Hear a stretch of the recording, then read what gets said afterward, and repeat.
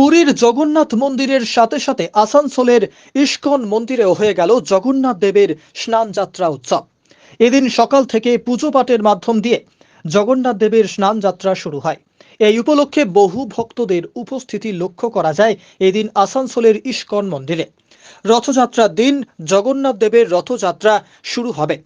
এই রথযাত্রা পৌঁছাবে আসানসোলে। হরে কৃষ্ণ। আজ স্নানযাত্রা মহোৎসব 2024 22 জুন শনিবার। আজকে স্নানযাত্রা মহোৎসব, জগন্নাথের স্নানযাত্রা মহোৎসব। এই দিনটি খুবই প্রসিদ্ধ, কেননা ভক্তরা 365 দিন অপেক্ষা করে থাকে কবেই স্নানযাত্রা আসে। সেই দিন ভক্তরা নিজ হস্তে ভগবানকে স্নান করাবার সুযোগ পায়। অবাল বৃদ্ধ বনিতা, জাতি ধর্ম বর্ণ নির্বিশেষে সকলেরই অধিকার রয়েছে আজকের দিনে নিজ নিজ গৃহ থেকে স্নানের দ্রব্য নিয়ে এসে ভগবানকে স্নান করাবার। সেই মহতী দিন, সেই আজ স্নান যাত্রা। আজকে আমাদের সকাল থেকে স্নান যাত্রা, গৌরীয় ভজন।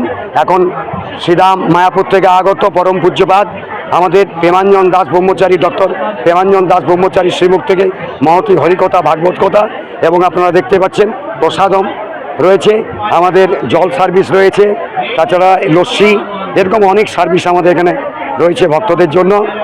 আর আজ থেকে জগন্নাথের স্নানযাত্রার পরেই আমাদের আবার সেই পাণ্ডু বিজয়ের অনুষ্ঠান।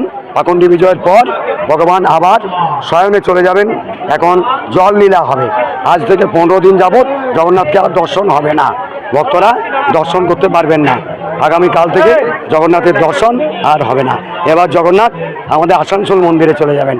আবার সকলকে 7ই জুলাই রবিবার ঠিক বেলা 2টোর সময় ইস্কন বেণীমাধবনগর ইস্কনের পুরনো মন্দিরে সকলকে জানাই সাদর আমন্ত্রণ। হরে কৃষ্ণ। আমার নাম পুণ্যাত্মা শিবাস দাস।